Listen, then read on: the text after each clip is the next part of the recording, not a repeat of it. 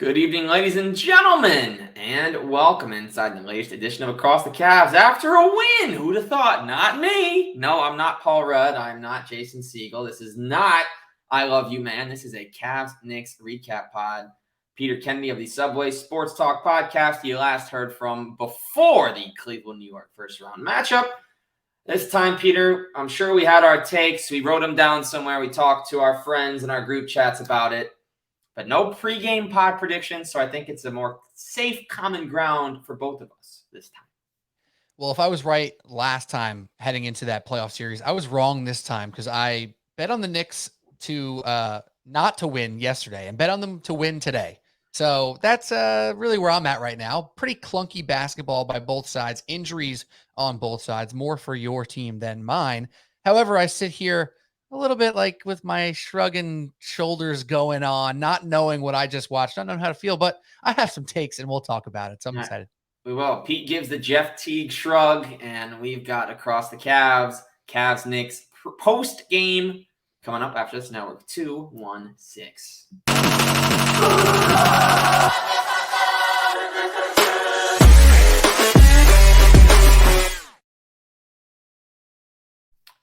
On the Cavs side, it felt like this 3-game losing streak was a lot longer than it was. They lost on Friday, they lost on Saturday, and they lost on Tuesday. The way they lost on Friday was by blowing a 10-plus point lead with about 2:25.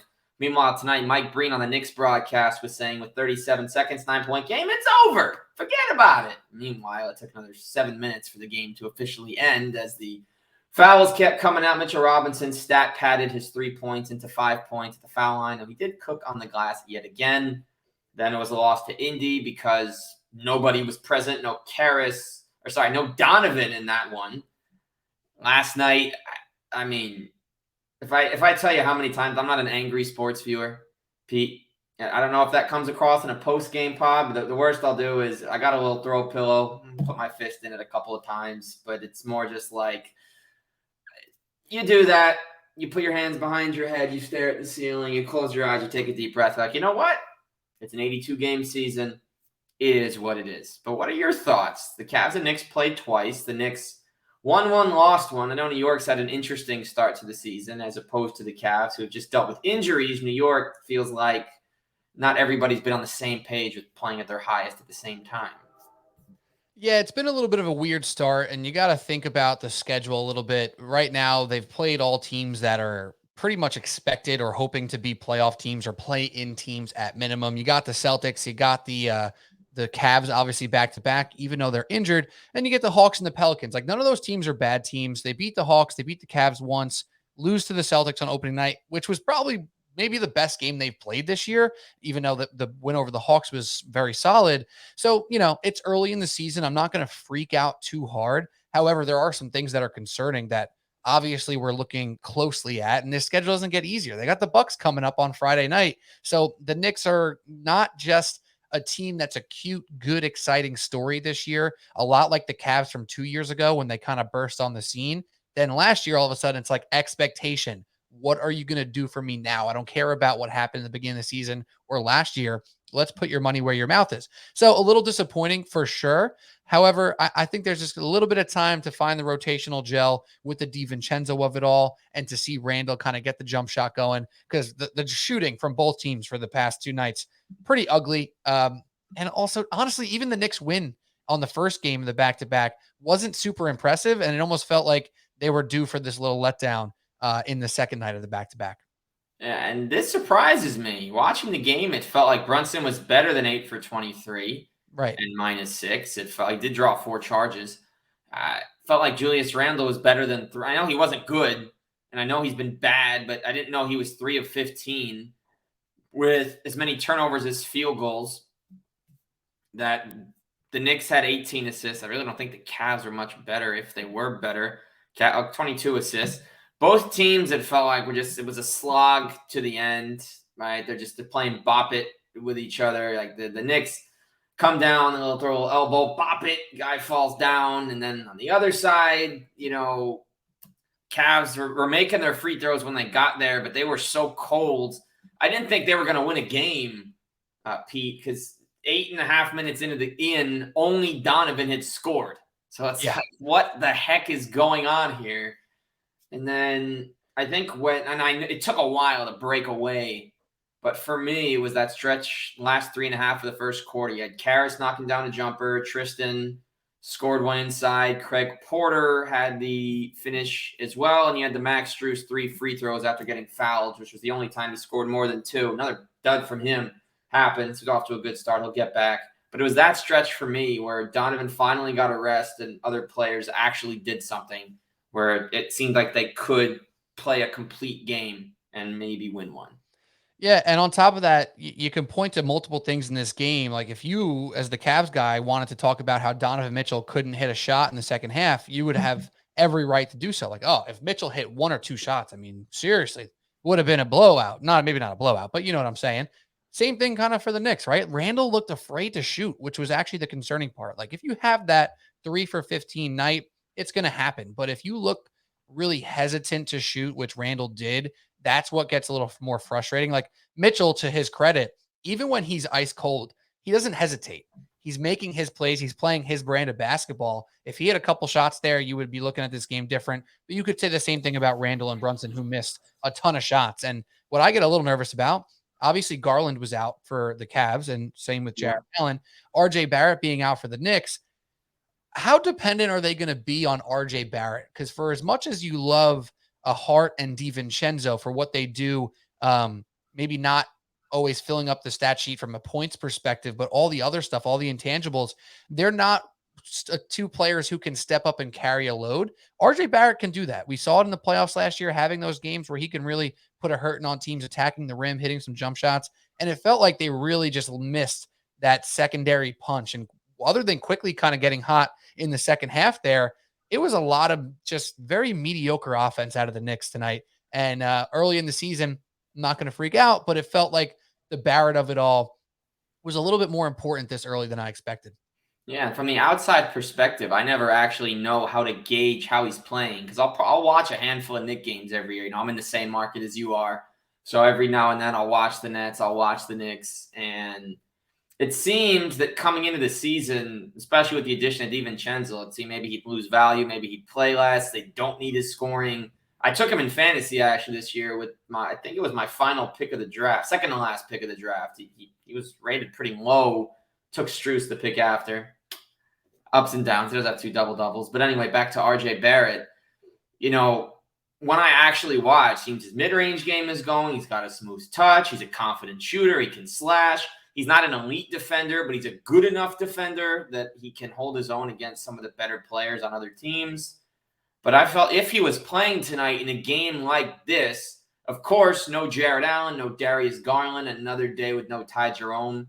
Craig Porter's been serviceable, but would still be nice to have the shooting of a Ty Jerome at the point guard spot with Niang. I don't even know what's going on with him, truthfully. But Barrett would have made the difference in a game that before all the fouls was, a 7 or 9 point difference. You had a couple buckets that Julius couldn't get, that Jalen couldn't get, that Dante or Hart were missing, and maybe they get the win. If they're able to bring Hart off the bench with IQ, Dante, and Hartenstein, which I think is one of the best core 4 benches you'll have, they might have won. But because they didn't, Karis LeVert was the bench player to make the difference, ended up with 19, 6, and 5, an efficient day on +10. He was very shy throughout, but a couple of huge Dean Wade threes. I don't know why he didn't close the game. And really, though, the Cavs only got regular production from Evan, Donovan, and Karras. And obviously, I'll finish this little mini thing with this. I had to bring it out. Shout out to Tristan Thompson. I've had this. Let's get the full Thompson. I've had this jersey. The old number. He should be wearing 13. Right? Doesn't he look weird in number 12? I got to be honest. It looks just like a little strange. And for anyone on audio, Tristan Thompson jersey, still got it. Got this his rookie season.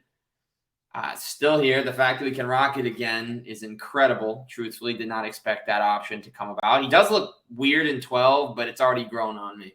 It just looks like off, right? Just like it literally is one number off, but it looks like he got the wrong jersey on.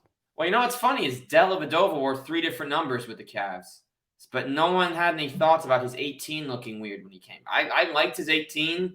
I look at 8 and I think it's foreign. I have his Kings jersey too. I got it last year. When weird year for him, of course. West Coast barely getting in, first year not being a rotation player in his whole career. But that said, some guys have multiple stints. Like, sure, did Kurt Thomas always wear 40 when he was on the Knicks? Every tenure? I can only picture 40. So if he wore something else, I can't picture it off the top of my head. Okay. I'm sure there was. Anyone else, real quick? Any Knicks in recent memory that had a second tenure after leaving? His last Tyson Chandler, right? Didn't he get a second tenure? I don't know. What's popping in my head when you said that is all the random superstars or stars who showed up in New York for their final, 8 games of their career, like Tracy McGrady. I was just going to say T-Mac. Hey, I will say T-Mac debuted on Friday Night Knicks, if I remember that correctly, and he had 26, 3-3 on that first game. I remember it well. They got him from Houston. That set the tone for him going to Detroit and Atlanta. And then the Spurs. I will say I liked Detroit McGrady. He had a couple triple doubles and played point guard for the first time in his career. I always love T-Mac. Always love him. Cool that he's back. He's got his 3-on-3 league going now. And then you guys had Larry Hughes at one point, I remember. Oh, God. You're bringing up all this old stuff, man. It's making my feelings hurt a little bit. The era of the Knicks going for these stars that are just no longer, well, Larry Hughes wasn't a star, but you know what I mean? Yeah. All these known commodities that the Knicks would just pull in, and outside of like Jason Kidd in that 1 year they were the 2 seed, like all of it feels like a failure. All of it just feels like it just went horribly wrong. Well, remember when they had a Francis Marbury backcourt, most expensive in the NBA, and Walt Frazier like Stevie franchise, and then they won 20 games, and that's what Isaiah Thomas at that time, who didn't know how to run the team as coach. Yeah. God, I thought we were here to talk about like Evan Mobley or something. Now we're talking about all this old stuff. It's making me sad. All right, fine. Well, shout out to prime Eddie Curry, averaging 20 and 7. God. And now we'll switch to Evan Mobley. That's good. That's a good Eddie Curry was a problem. Just watch those highlights. Real quick, that's the classic. Like Bill Simmons always brings this up, how there's all these guys from our childhood who someone makes a quick Instagram reel or TikTok reel, and it's like, so-and-so, Eddie Curry was a problem. And it's like, well, yeah, he was a problem to the teams he was on because he wasn't consistent, was never in shape, and was never really on a winning team. But yeah, sure, his post moves were kind of cool every once in a while. Hey, his one mistake is he forgot that he played for LeBron's Heat for part of a season when he lost, 60 or 70 pounds that year. Everyone forgot about that. Yeah, that's fair. People forget Dexter Pittman played for the Heat as well. Oh, my God. I don't know why I'm going on about this. This is technically a Cavs pod. All right, sure. Let's talk about Evan Mobley. I would love to. First half, just like last night, really wasn't there, was kind of invisible. Then, Pete, we get to the third quarter. He starts looking for his shot. He's getting around the paint. He's throwing up double, triple shot fakes in the lane. Winds up with 14, 8, 5, 2, and 2 on +8. His main impact came in the third quarter. But for me, it was the fact that he was just putting shots up. He was finally making moves, and it's clear he'd rather be a 4. That's my early takeaway on this season. That you should not trade the man in the middle, who will hopefully please be back soon. But he showed some flashes of what he was doing last year. And I think that his play in the third gave him the confidence they needed to come out in the fourth and put this thing away. Yeah, and what's interesting that you went there right away, because part of my question about Evan Mobley was going to be that concept, right? That idea of if Jared Allen should be moved, right? Because not that I think that it should happen.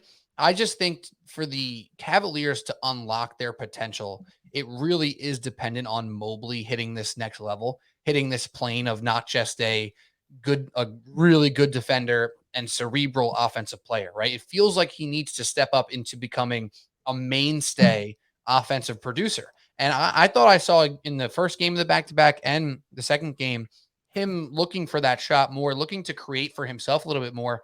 Obviously, the passing is such a great skill for him, and you don't want to lose that. But I really do think it's important for him to become a true point producer for this Cavs team to hit that next level. And unfortunately, that's just going to lead to the Jared Allen conversation. It's very similar to Jaren Jackson down in Memphis and how much more success he has when Steven Adams is on the floor. His defensive blocking numbers, his steal numbers are always better when Steven Adams is around. And you could probably say similarly about Mobley. But so you watch these last 2 games or last, 5 games, I guess, without Jared Allen, and you're thinking the opposite. You're thinking that he needs that presence, that center to really be the big body down low so he can roam, be a little bit more of that free safety style player. And that opens up his offense. Because to me, the offensive side of it is where it gets a little bit more frisky and maybe not as clear of how it'll work out. And look, he wasn't even that bad yesterday, but it's the fact that he shot 3 of 9 and was a minus 19. He had his 12 rebounds, he had his 5 assists, he had his 2 blocks, but 6 points without a free throw. And then yesterday you had the issue of, and it's only an issue just because maybe they're not ready for this many minutes, but you had to play Amani Bates about half the game. You had to play Craig Porter more than 20 minutes. A lot of that was circumstantial. And what I didn't realize, Don did not even make a 3 yesterday. That's a big surprise. I'm looking at yesterday's score, but the fact that it was Sam Merrill making a shot that had us excited, and I'm not knocking that. I loved him in the summer league. He was a huge part of the title. Crazy, he's already, 28 years old. He's aged very fast. He has a ring, and since then I think he stepped out of the hyperbolic time chamber and doubled his birthday count per year.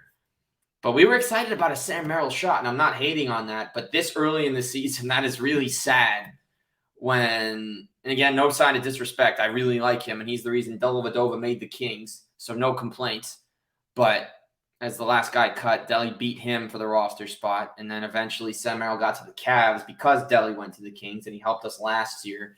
But it was brutal. And then today, and real quick on Mobley, on that discourse, you made some really good points there. I think the most important is that he's still, 21, 22 years old.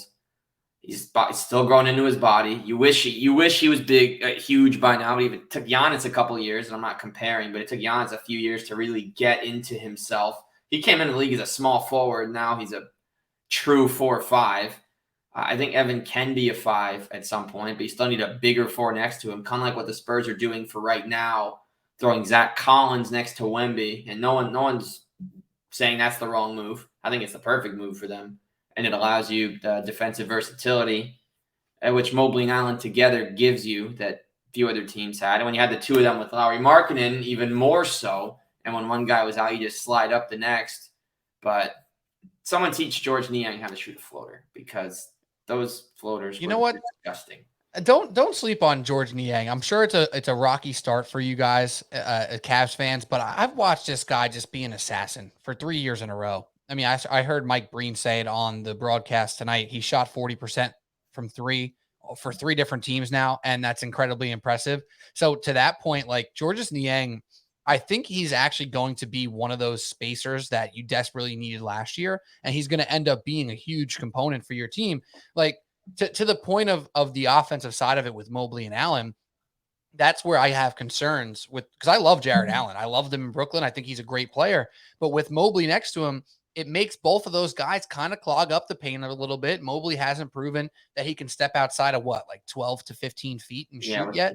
So with Georges Niang, if they can hold up defensively, because Mobley is so good on the defensive side, that's that unit that comes in when Allen sits and can be electric. And, obviously you don't want to compare it to one of the true small ball peaks of like the Warriors or something like that. But just from like an idealistic standpoint, Mobley could be a Draymond style player, very different body size, very different physicality, but the defensive versatility, the passing is so good. And then if you have the Niang side of it where he's knocking down 3 balls, that's dangerous to me. And as an opposing fan watching the Cavs, when I watch the Cavs not playing the Knicks, I typically kind of lean towards rooting for them a little bit, despite the standing battle that we may be in as a Knicks fan here.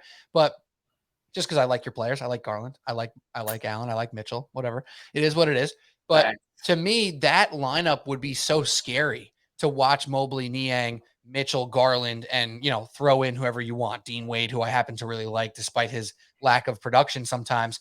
I think that's really scary. And I think that type of setup, again, if they can hold up defensively over a longer period of time, that's the scariest lineup to me.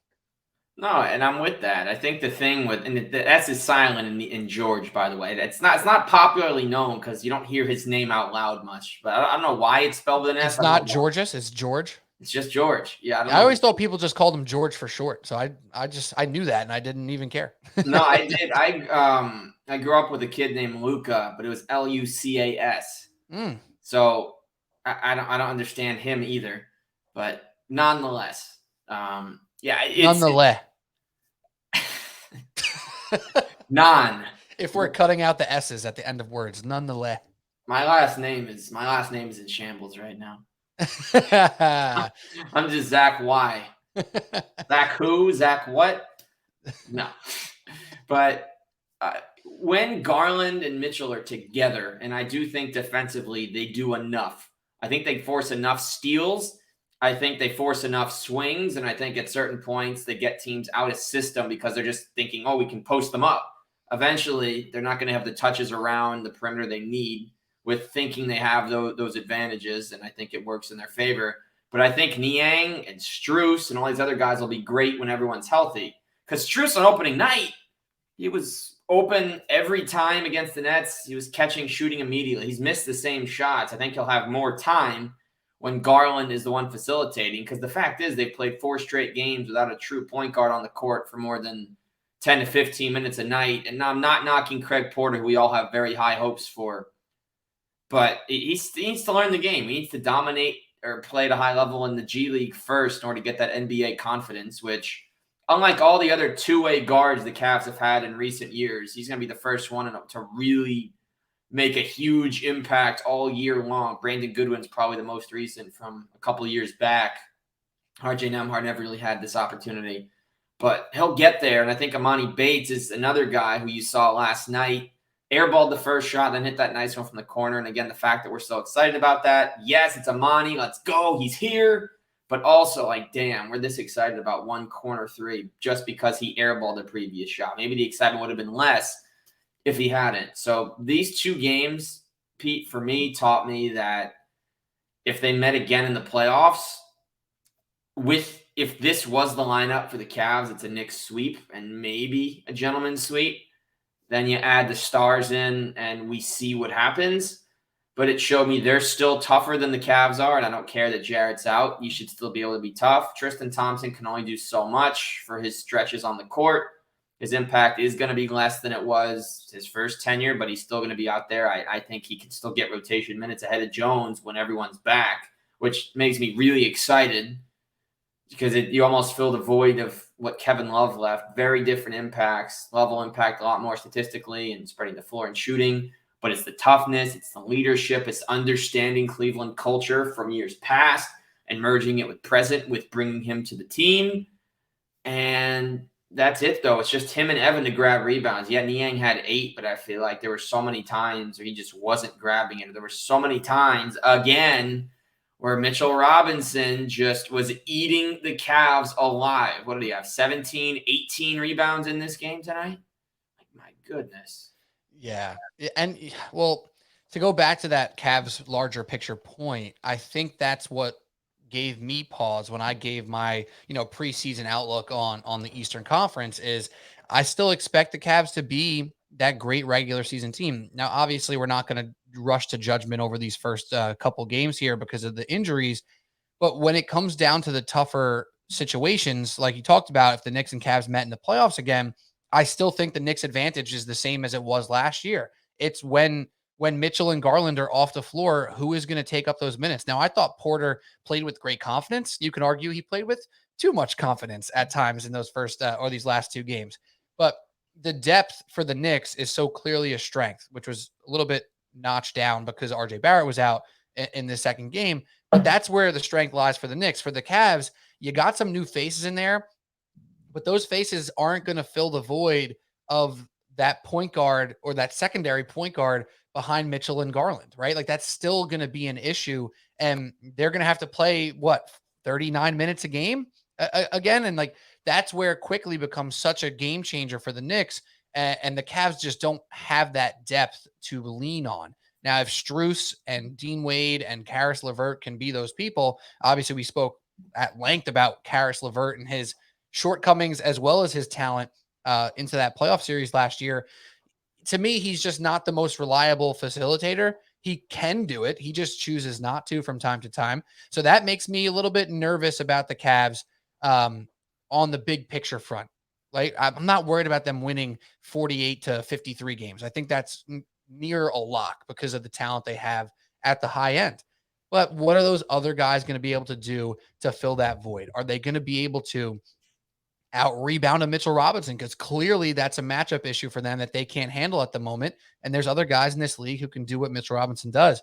So, yeah, to me, it's just a matter of, can they make some moves to shore up that bench to create a little bit more of a strength in numbers to balance out that attack? Because, like you saw in these last two games, if Mitchell's not hitting shots, especially without Garland, it's just going to be tough for you to get consistent offense. It's not going to be easy. I do think Karras has taken a huge step forward in the 4 games he's played in this year. Now, it's a very small sample, but It's look good. opening night he did struggle overall, but he still managed to hit 3 threes, which was not the everyday case last year. Tonight, he put in the 19 points. He had the 31 against Indy in the start. And he was my pick for 6th man of the year. I know the race right now is insane with so many players. They'll have to wait a couple more weeks to see who can actually be. And IQ will be in the conversation again, but it's not going to be him and Brogdon. Brogdon's actually playing well again, but there's no chance he gets a repeat 6th man of the year. I didn't even know he was going to stay in Portland. I was kind of shocked opening night when I saw him playing 25 minutes. But I've seen a few Blazer games, and He'd be a great ad for you, by the way. He'd be a awesome Cav. My God, he's exactly what you need. Probably not, but it could. it was. It could be. I don't know what they want for him. I didn't think. I thought his health was still an issue. I didn't know he was even playing because the Celtics were worried about his elbow. Yeah, and he's been out here playing 25 minutes a night while mentoring Scoot. Simons being out hasn't messed them up yet. They had a nice win over shorthanded Pistons team tonight. Caught the end of that game, but anyway. Closing thoughts here as we will look ahead to both team schedules, look at the next 3 games, and we'll do some record picks. All right, Nick's got a fun next 3 games. You got the Bucks on Friday, then you got a nice weekend of rest, then you'll probably be the James Harden debut at MSG on Monday, and then they get Wembanyama. Oh, my God. Good luck with those ticket prices next Wednesday when Wemby comes to town. 7:30 next Wednesday. So you got road Bucks, home Clippers, home Spurs, assuming that they have a full-strength roster, especially with a couple days between every game. What's your record for the Knicks in that stretch? I think that the Knicks are going to turn back to a positive note a little bit here. I think Brunson's been a little bit inconsistent early on so far. Obviously, Randall similarly hasn't really had one of the classic Randall games just yet. I think going to Milwaukee is always going to be difficult. I'm never going to chalk that up as a win, but I do think that the Clippers and Spurs games back at home are going to be wins. So I'm going to say 2 and 3 over the next 3 for the Knicks. Never going to say that Giannis is going to be, expected to lose. That's not something I'm in the business of. Yeah, tonight was a weird one. The Pacers lost by 51. I didn't know. I was watching a little bit early on. The Celtics beat the Pacers 155-104. The bench unit in the fourth scored 46 points. My God. Delano Banton had 11 points. What were you doing last year, Nick Nurse? I don't even know who that is. I don't even know who, and I watch about as much basketball as humanly possible. But that's all right. Zach, before we go on to the Cavs schedule, can I ask you a question? Sure. I want to ask you the similar question that I was talking about with the Cavs for the Knicks, right? So as an opposing fan, I'm going to say outside of Brunson, because I think it's pretty clear that he is the number 1 option on this team. So outside of Jalen Brunson, who is the person who kind of scares you the most in the Knicks lineup when they're cooking or when they hit a shot or two that kind of just goes to you, okay, we got to watch out because this guy might get hot and he might take over this game, etc. So I will say it's very game dependent with that team just because I think the roles change throughout the course, and I think Tibbs is okay with that. The obvious answer would be Julius Randle just because I've seen how many crazy shots he's made for all the shot chucker and 3-point merchant or whatever people want to call him. I've seen him hit some insane shots, and then the buzzer beaters, the clutch ones, 2 all-star seasons. I don't care that he had 6 tonight. I still felt like often when he got the ball. I'm still afraid when it leaves his hand as an opposing fan. Whereas being a fan of the team, I know I'd feel different. But some nights it could be Josh Hart because in the first round series, he makes the hustle plays. When a shot goes up, I know we're not going to get a defensive rebound because Mitchell Robinson is there and Josh Hart is there, and they're all great at back tapping and just pulling it down. They're going to get the star guards in foul trouble in the process. But then other times, like I was watching IQ this evening, it'd probably be him for today. Every shot he was taking was good. He was getting a lot of fouls.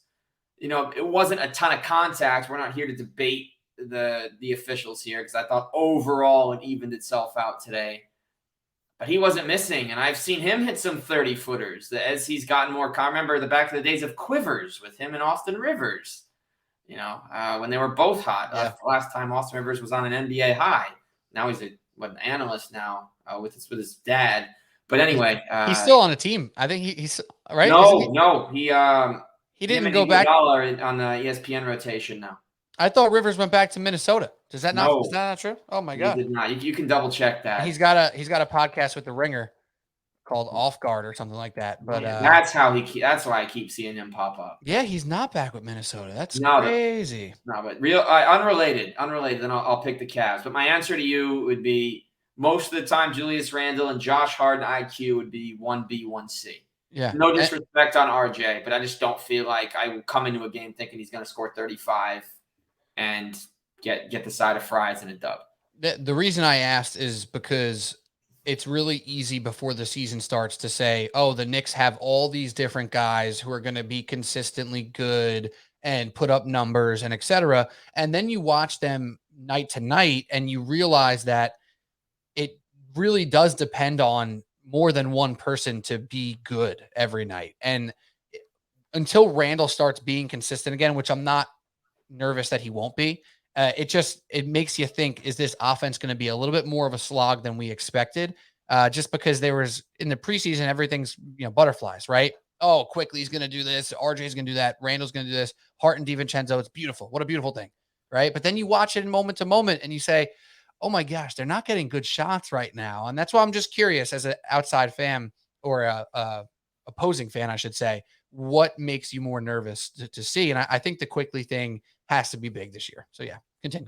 And the Knicks are a better version of that Nets team that snuck in as a 6 seed, where it's like we got left-handed all-star caliber point guard D'Angelo Russell, and then just a bunch of guys that'll kind of interchange whose night it is. You got your center, and then besides that, you don't know who it's going to be. You have all these options, 6 or 7 guys. They're going to move the ball well, and different times it's going to be different players. So that's kind of the way I view that. And obviously a better version is they just made a second round, and they were not in my top 4 preseason. It's still way too early to amend that, but we'll see what happens. My only other question for you, then I'll pick the Cavs and we'll sign off, is with all these players with shows, do you have a favorite? I don't listen to full clips, but I love the shorter ones pulled from PG, from Lou Will, for obviously the Austin Rivers show, Alt Smoke every now and then. JJ Redick obviously is the biggest, but do you have a favorite? I think when it comes down to strictly basketball analysis, I'm going to go JJ Redick. I think he has probably one of the best perspectives in the game, and that's ex-players versus pure analysts alike, right? He's just really good at breaking down the game, talking about players' strengths, weaknesses in a way that's understandable to us. So I think JJ does a great job with that, but I got to give this one a shout out because I haven't loved this guy throughout his career. In fact, he infuriates me from time to time, but the P-Bev pod provides some great entertainment. I got to say, between Pat Bev and Roan, who is a comedian type who does the co-hosting with Pat Bev on that show, it's entertaining and they do some funny stuff, and P-Bev kind of doesn't care what he says. He speaks his mind, which I appreciate, and all good podcasters have to do so. So I give P-Bev a shout, even though on the court he drives me nuts because he acts like he's a freaking 5-time All-Star when he's a bench player at best. But on the podcast, I enjoy Pat Beverly. I'm not afraid to say it. That's my bad leaving him off, and I respect that pod a lot because the social media manager, the one who's putting out all the clips that you see, is someone whose games I called his freshman year, former Division III point guard Jordan Petway, who really does everything you could think of. Shout out Endicott, obviously. But anything you could think of, he's got a really great basketball portfolio. He's done some stuff with Slam, and he might still. He's building a huge brand. I know he manages the pod and does some other national stuff, but that's why I've liked that pod from the beginning, because it's very rare for something like that to happen. In the person's kind of in your age bracket, and then they're running it someone you know well. So I think for that reason, it's given me. I think it's the only pod I follow. Really, I actually press follow on, because all the other clips just pop in my feed, and I'm not mad about that because I've lived on the For You on X/Twitter, whatever these days. So I really do enjoy that one. Yes, Pat Bev's crazy, but they know how to get clicks. They know how to survive with all these player pods, and I give them a lot of credit for that. And makes it harder for you and I. Well, we get there. It's all about having fun at the end of the day. We're not doing this to be seen by 50,000 people. If that happens, that's wonderful. But getting out there, it's a passion project. It's a great passion project. So, are you in a new network, by the way? Did you? No, man, I'm riding solo, bro. I'm letting it rip solo. I'm going for it. Subway Sports Talk is out here just doing my own thing. I got my rotating cast of co-hosts who I appreciate and adore, including guys like Pat Boyle and Cody O'Connor, Alec Argento, give him a shout out, Mark Shenlugan. So if anyone wants to listen to some horrible takes, Mark Shenlugan's on my podcast as well. You guys don't know who he is. That's okay. If he actually doesn't have horrible takes, we have to mess with him because he has strong takes. That's what I'll say about my guy, Mark. But we do football, basketball, baseball. The NFL picks are hot right now, Zach. We're crushing it. I'm 13-7-1. So we're cooking through week 8. What was the tie?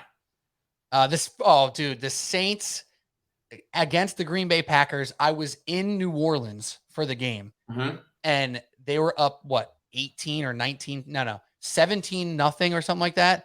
And in the fourth quarter, Derek Carr got hurt.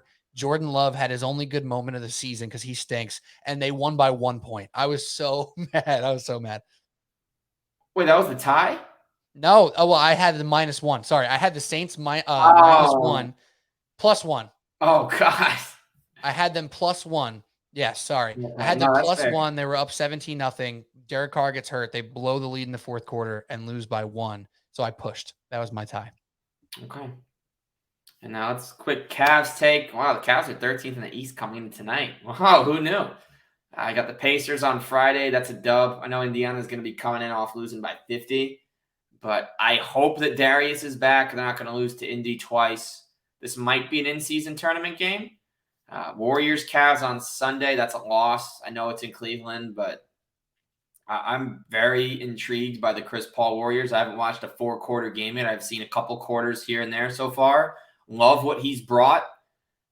We'll see how it works when they're at full strength. I don't know if they've had a fully. I think Kuminga's out right now. I saw them playing Trace Jackson and Brandon Podzinski the other night. I don't know who the second guy that was out was. Maybe it was Clay.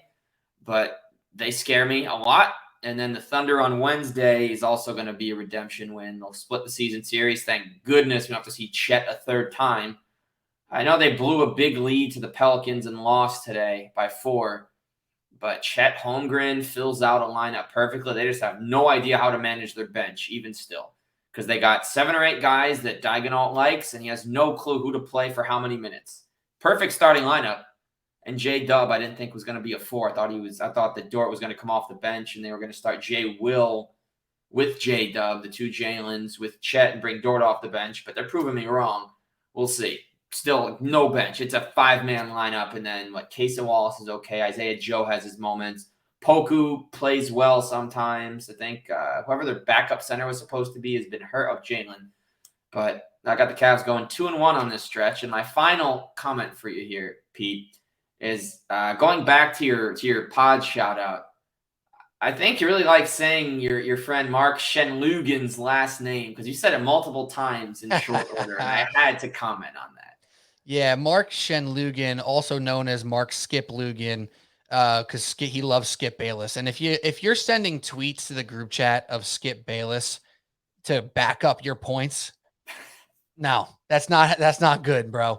You know what? You try to say that he hates Daniel Jones, which is fine. I'm not a huge Daniel Jones fan either, but he'll put a a text about Daniel Jones and then send in a Skip Bayless tweet to back up his point. I'm like, no, that doesn't make your point better. It makes it worse. Okay, Skip Lugan. So yeah, his last name is fun to say when you're being salty. So we love Mark. It's just really fun to mess with him, and he loves to mess with us back. And Skip Bayless follows exactly 0 people on Twitter, so he doesn't even care what people are saying. He just posts and gets off. I don't think he engages with anything. It's just his diary that he doesn't that people actually read. It's a reverse diary. Yeah, exactly. He doesn't even reread tweets. He just goes all caps and hits send. Mm-hmm. Well, let's see. Fox Sports, do your thing, right? But yeah. No, Can I say that I think the Cavs are going to go 1-2 in the next games? Who are we beating? You're beating the Warriors. Okay, I mean, I'd be happy to beat the Warriors, and I'll give the Knicks. Let me pull this back. I think I got you guys going 0-3, and I don't say that in a negative way. The Spurs. I've watched 2 full Spurs games this year. Too. They're frisky. I didn't watch last night after the Cavs ended. Like, I need to go to bed because I was exhausted last night. But I think this is going to be a fun matchup, though, seeing Wemby and Mitch go at it. Although, honestly, Wemby's probably going to be guarding Randall.